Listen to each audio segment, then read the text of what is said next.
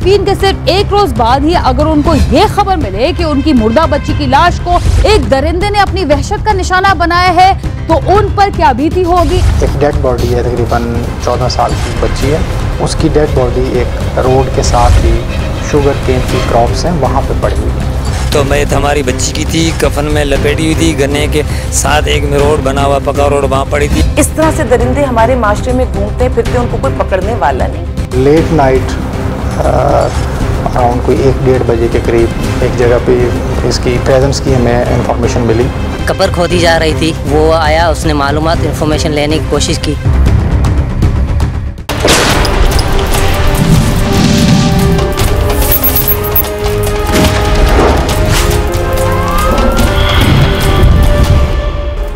गुज़िश्ता कई बरसों से हमारे मुआशरे में ऐसे ऐसे वाक़यात सामने आए जिसे देख और सुनकर इंसान के दिल दहल कर रह गए। इन जराइम से ये भी साबित हुआ कि हमारे मुल्क से समाजी इक़दार और इंसानी रिवायात कितनी पस्ती में जा चुकी हैं और हमारा मुआशरा मुसलसल पस्ती की तरफ ही जा रहा है। ये एक ना खत्म होने वाला दलदल बन चुका है जिससे निकलना बहुत मुश्किल दिखाई दे रहा है। जुल्म और बर्बरियत हमारे यहाँ इस हद तक सरायत कर चुकी है कि ऐसे वाक़यात यहाँ मामूल बनते जा रहे हैं। सिंध के शहर ठट्टा में मुर्दा लड़की की मैयत की बेहुरमती का दिल दहला देने वाला वाक़या सामने आया है, मगर अफसोस से कहना पड़ रहा है कि ये ऐसा पहला वाक़या नहीं है। इससे कबल कराची के एक कब्रिस्तान में गोरकन ने 50 से ज्यादा मुर्दा खवातीन की मैयतों की बेहुरमती की थी। शाह फैसल कॉलोनी में खातून ने अपने शोहर को कत्ल करके उसके गोश्त का सालन बना दिया था। गड्डाप टाउन के इलाके में कब्रिस्तान से बच्चों की हड्डियां चोरी करके उन पर अमलियात करने के वाक़यात भी किसी सी ढकी छुपी बात नहीं।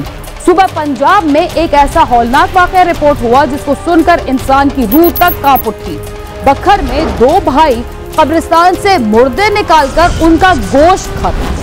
हमारे मुल्क में ज्यादती के बढ़ते हुए वाक़यात से जमीन पर रहने वाले तो क्या, मर कर जमीन पर दफन होने वाले मुर्दा भी महफूज नहीं रहे और ये सिलसिला ना तो एक बुरा ख्वाब है जिसे भुला दिया जाए और ना ही ये सिलसिला थमने का नाम ले रहा है।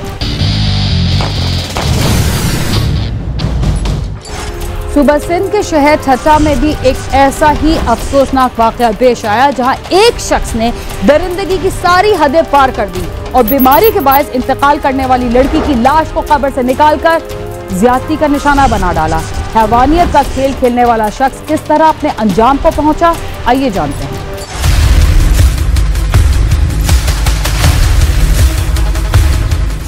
सफाकियत, बर्बरियत और जुल्म से भरे मुआशरे में जीने के बाद जब इंसान मर जाए तो उसे कब्र में भी सुकून ना मिले और उसकी लाश की बेहुरमती की जाए। कब्रों से मुर्दे निकाल कर खा जाना, मर्दों की बाक़ियात फरोख्त कर देना, मर्दों की हड्डियों पर जादू टोने करना मामूली बात समझी जाती है। दुनिया का कोई और मुआशरा होता तो शायद इस तरह का कोई पहला वाक़या मंजर आम पर आने के बाद इस तरह की कानून साजी की जाती और मुजरिम को ऐसी सज़ा दी जाती कि किसी को दूसरी बार ये हरकत करने की हिम्मत और जुर्रत नहीं होती। गुज़श्ता 8-10 बरसों से हमारे मुल्क के मुख्तलिफ शहरों में कब्रिस्तान में दफन मुर्दों की लाशों के साथ ऐसे ऐसे घिनौने काम सरंजाम दिए गए कि सर शर्म से झुक जाए। 14 अगस्त की सुबह जब पूरी कौम जश्न आज़ादी की खुशियों में मगन थी, वहीं एक ऐसा ख़ानदान भी है जिसने अपनी 14 साला बेटी को एक बार नहीं बल्कि उसके इंतकाल के बाद 2 बार दफन किया। इस इत्तला पर क्राइम सीन की टीम ने कराची से अपने सफर का आगाज किया। बल खाती शाहराहों पर 2.5 घंटे के सफर के बाद ठट्टा के गुलामुल्लाह वरू चांडियो गोट में पहुंची। इस गांव में 13 अगस्त की सुबह खेतों में मजदूरी करने वाले मेहनतकश रमजान की 14 बरस की बेटी आमना बीमारी के बाद इंतकाल कर गई थी, जिसे गाँव से 1 किलोमीटर दूर शाह इनायत कब्रिस्तान में सुपुर्द खाक कर दिया गया था। 100 साल पुराने इस कब्रिस्तान में कोई एक कब्र भी पक्की नहीं थी। यहाँ के मुकामी अफराद ने बताया कि कच्ची मिट्टी की बनी हुई ये कब्रें वक्त के साथ खुद ही खत्म हो जाती हैं। 14 अगस्त की सुबह गांव के 2 बच्चे करीबी खेत में काम करने के लिए पहुंचे तो खेत में कफन में लिपटी लाश देखकर खौफ के मारे गांव की तरफ भागे। इस दौरान मरने वाली लड़की का वालिद रमजान भी खेत में पहुंचा तो उसने देखा कि जिस बेटी को उसने गुज़श्ता रोज मट्टी तले दफन किया था, उसकी कफन में लिपटी मैयत खेत में पड़ी है। तो जब मैं और मेरा भाई इब्राहिम हम लोग दोनों मोटरसाइकिल पे जल्दी से पहुंच गया तो मैयत हमारी बच्ची की थी, कफन में लपेटी हुई थी। गन्ने के साथ एक में रोड बना हुआ पका रोड वहाँ पड़ी थी। हम लोगों ने पहचान लिया तो बच्ची हमारी है। उसको हम लोगों ने उठाकर पुलिस का फ़ोन करके पुलिस को मंगवाई। एथी सेंटर की एम्बुलेंस आई थी, उसमें बच्ची को डाल कर हम सिविल अस्पताल ठट्टा गए, वहाँ चेकअप कराया, ये मेडिकल रिपोर्ट ली। उसके बाद जो ना 2 बजे के बाद हम लोगों ने वापस वहाँ कब्रिस्तान में दफनाई। तो फर्स्ट इन्फॉर्मेशन ये थी कि गुलामुल्लाह का एरिया में एक गांव है छोटा सा, उसके करीब फसलों में से एक डेड बॉडी है, तकरीबन 14 साल की बच्ची है। उसकी डेड बॉडी एक रोड के साथ ही शुगर केन की क्रॉप्स हैं वहाँ पे पड़ी हुई है। अब फ़िलहाल उसकी कोई शनाख्त नहीं थी, ये कौन है और वो वहाँ कैसे पहुँची, इस चीज़ का कोई पता नहीं था। लड़की की तदफीन के लिए कब्र खोदने वाले उसके चाचा ने पुलिस को ऐसा क्या बताया कि पुलिस की तफ्तीश का अमल एक ही जानिब हो गया। लड़की की तदफीन के वक्त वो कौन शख्स था जो बार बार कब्र के पास आ रहा था। इस अफसोसनाक वाक़े की इत्ला पर पुलिस मौके पर पहुंची और मैयत को सिविल अस्पताल ठट्टा मुंतकिल किया। इब्तदाई तौर पर पुलिस वाक़े को ज़ाती दुश्मनी का शाखसाना समझती रही, लेकिन दौरान तफ्तीश लड़की की कब्र खोदने वाले उसके चचा ईसा ने पुलिस को एक ऐसी बात बताई जिसने तफ्तीश का रुख मुतय्यन कर दिया था। उसने पुलिस को बताया कि करीबी गांव का एक शख्स कब्र की खुदाई के दौरान बार बार वहां आ रहा था और मुख्तलिफ किस्म के सवालात कर रहा था। कब्र खोदी जा रही थी तो वो आया, उसने मालूमात इंफॉर्मेशन लेने की कोशिश की, तब हमको शक हुआ तो यही उन्होंने कहा कि भाई कौन मरा है, तो कब्र खोदने वाले ने कहा कि भाई वो रमज़ान की लड़की फोत हो गई। फिर चला गया, फिर दोबारा आया, भाई कितनी उम्र है उसकी, उसने कहा कि 12-13 साल 14 की बच्ची है। फिर चला गया, फिर आया, उसने कहा भाई ये वो शादीशुदा है या नहीं है। फिर चला, उसने उसको डांट डपट कर भगा दिया वहाँ से। फिर हमें वो शक हो गया इस पर, तो वही निकला। पुलिस लड़की के वर्सा की जानिब से मिलने वाली इस इत्ला पर तफ्तीश करने लगी। इस हवाले से पुलिस हुक्काम बताते हैं कि लड़की की मैयत को कब्र खोदकर निकाला गया और फिर उसकी बेहुरमती की गई, जिसके बाद मुल्जिमान कफन में लिपटी लाश को खेत में ही छोड़कर फरार हो गए।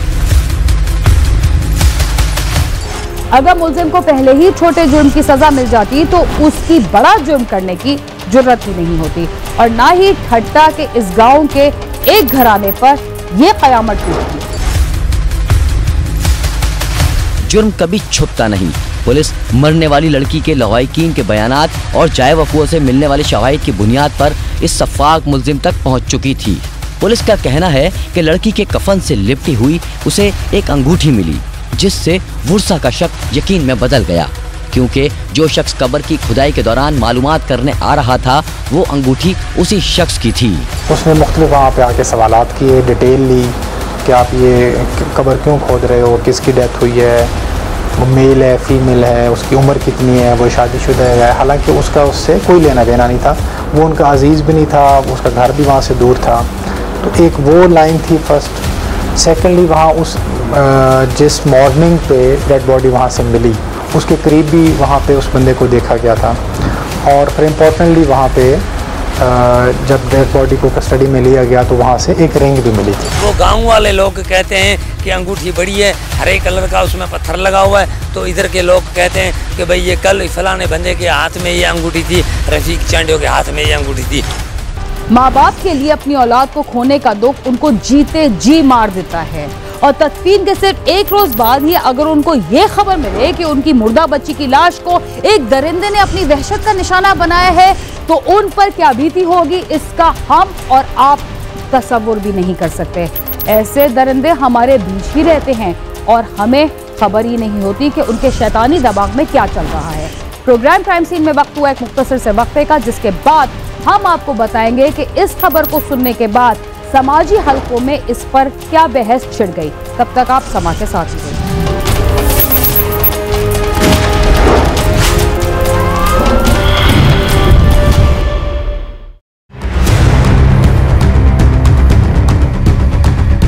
तदफीन के सिर्फ एक रोज बाद ही अगर उनको ये खबर मिले कि उनकी मुर्दा बच्ची की लाश को एक दरिंदे ने अपनी वहशत का निशाना बनाया है तो उन पर क्या बीती होगी। एक डेड बॉडी है, तकरीबन 14 साल की बच्ची है, उसकी डेड बॉडी एक रोड के साथ ही शुगर केन की क्रॉप्स हैं वहाँ पे पड़ी हुई है। तो मैत हमारी बच्ची की थी, कफन में लपेटी हुई थी, गन्ने के साथ एक रोड बना हुआ पका रोड वहाँ पड़ी थी। इस तरह से दरिंदे हमारे माशरे में घूमते फिरते, उनको कोई पकड़ने वाला नहीं। लेट नाइट अराउंड कोई 1-1:30 बजे के करीब एक जगह पे इसकी प्रेजेंस की हमें इंफॉर्मेशन मिली। कब्र खोदी जा रही थी, वो आया, उसने मालूमात इंफॉर्मेशन लेने की कोशिश की।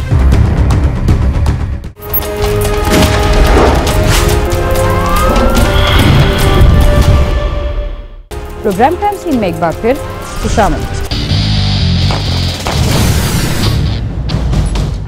वक्फे से पहले आप देख रहे थे कि जिला ठट्टा में एक लड़की की मौत के बाद तदफीन हुई और तदफीन के सिर्फ एक रोज बाद ही उसकी लाश के साथ जो सलूक हुआ वो बयान करते हुए हमारा दिल तड़प रहा है। जिला ठट्टा की पुलिस ने चंद घंटों में मुलजिम को तलाश कर लिया, लेकिन मुलजिम के दिमाग में था कि वो जिस तरह पहले पुलिस से बचता रहा है वो इस बार भी बच निकलेगा।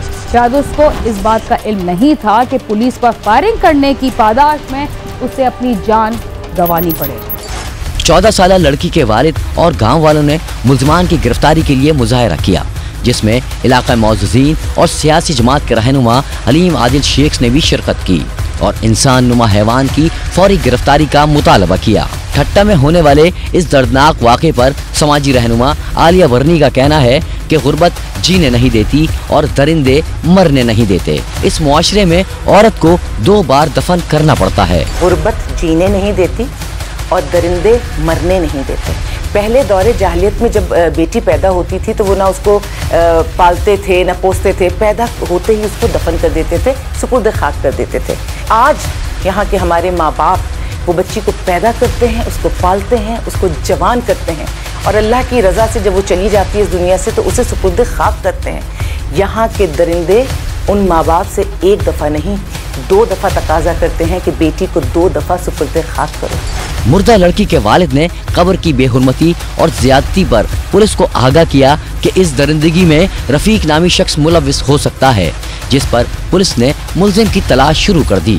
तो विद इन 4 to 6 आवर्स हमें एक्यूज का बिल्कुल इस्टेब्लिश हो गया कि इस मामले में ये मुलजिम जो है वो मुलविस है। तो बच्ची के वालिद ने रमज़ान ने फिर PS साकरों पे नॉमिनेटेड नामजद उसने FIR करवा दी इसी रफीक चांडियो के अगेंस्ट। उसके बाद फिर पुलिस ने मुख्तलिफ टीमें तश्कील दे के इसको फाइंड आउट करने के लिए एफर्ट्स हमने स्टार्ट कर दी। अफसोसनाक वाक़े में मुलविस मुलजिम की दरिंदगी सबके सामने आ चुकी थी और पुलिस को मजबूत सबूत भी मिल चुके थे और उसकी खबर मुलजिम तक भी पहुंच चुकी थी। मुलजिम पुलिस के शिकंजे से बचने के लिए मुसलसल अपने ठिकाने बदल रहा था। सिंध पुलिस ने कैसे मुलजिम के ठिकाने का पता लगाया, आइए जानते हैं। पुलिस ने मुर्दा लड़की के वालिद रमजान की मुद्दत में मुलजिम रफीक के खिलाफ मुकदमा दर्ज कर लिया। इस दौरान पुलिस ने मुख्तलिफ मकामात पर छापे मारे। 10 घंटों से जायद की तलाश के दौरान एक जगह मुलजिम की मौजूदगी पर पुलिस पहुंची तो मुलजिम ने पुलिस पर फायरिंग कर दी और पुलिस की जवाबी फायरिंग से मुलजिम रफीक हलाक हो गया। पर हम कंटिन्यूसली एफर्ट करते रहे सारा दिन, इवनिंग में, नाइट। तो फिर लेट नाइट अराउंड कोई 1-1:30 बजे के करीब एक जगह पे इसकी प्रेजेंस की हमें इंफॉर्मेशन मिली।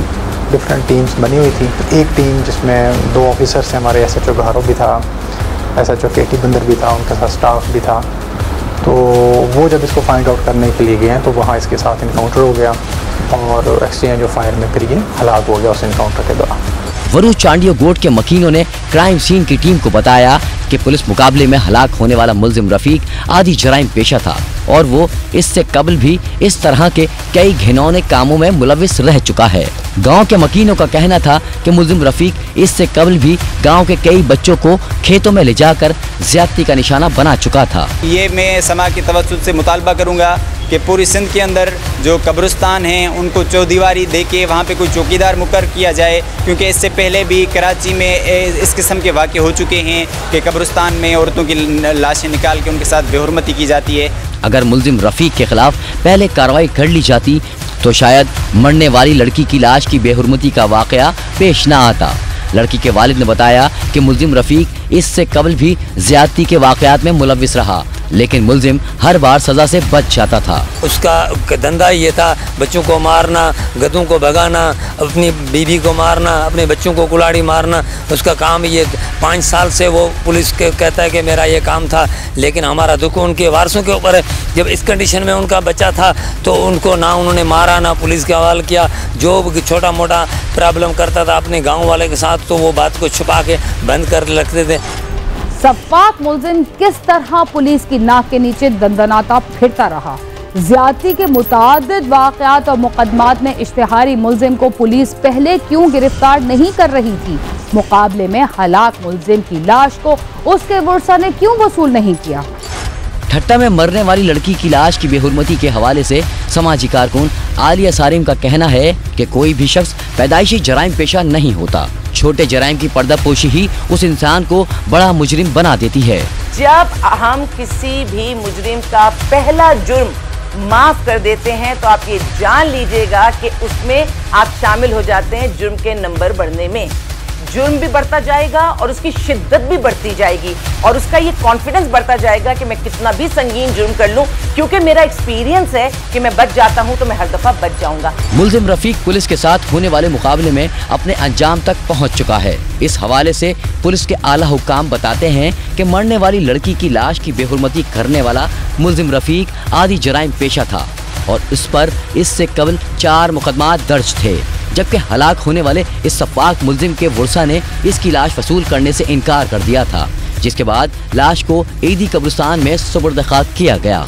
ये इस वजह से कि वो किसी के मुंह दिखाने ऐसा वाक़या ही कुछ ऐसा इस किस्म का हो गया था कि वो किसी के मुंह दिखाने काबिल नहीं रहे, तो इसीलिए उसमें उनकी लाश वसूल नहीं कर सके वो।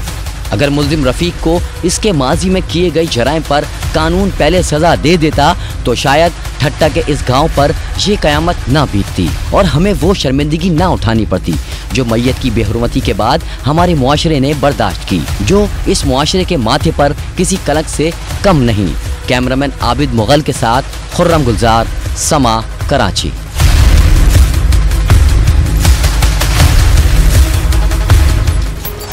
एक हैवानुमा शख्स ने एक मुर्दा बच्ची को भी ना छोड़ा और जब उसका मुकदमा दर्ज हुआ तो पता चला कि वो पहले भी ज्यादती करता रहा है। इसके खिलाफ अगर वक्त पर कार्रवाई होती और उसको सख्त सजा मिलती तो ऐसा नहीं होता जैसा हुआ है। अफसोस का मकाम है कि हमारा मुआशरा सुधरने के बजाय बिगड़ता ही जा रहा है। इसके तदारुक के लिए हुकूमत को सख्त इक़दाम लेने की जरूरत है। इसके साथ ही क्राइम सीन अपने इख्तिताम को पहुंचता है। अगर आप हमसे रब्ता करना चाहते हैं तो हमारा पता है cs@sama.tv। इसके अलावा आप ट्विटर, फेसबुक और यूट्यूब पर भी हमसे रब्ता कर सकते हैं और हमारा प्रोग्राम भी देख सकते हैं। बीना खान और क्राइम सीन की टीम को इजाजत दीजिए और देखते रहिए समा।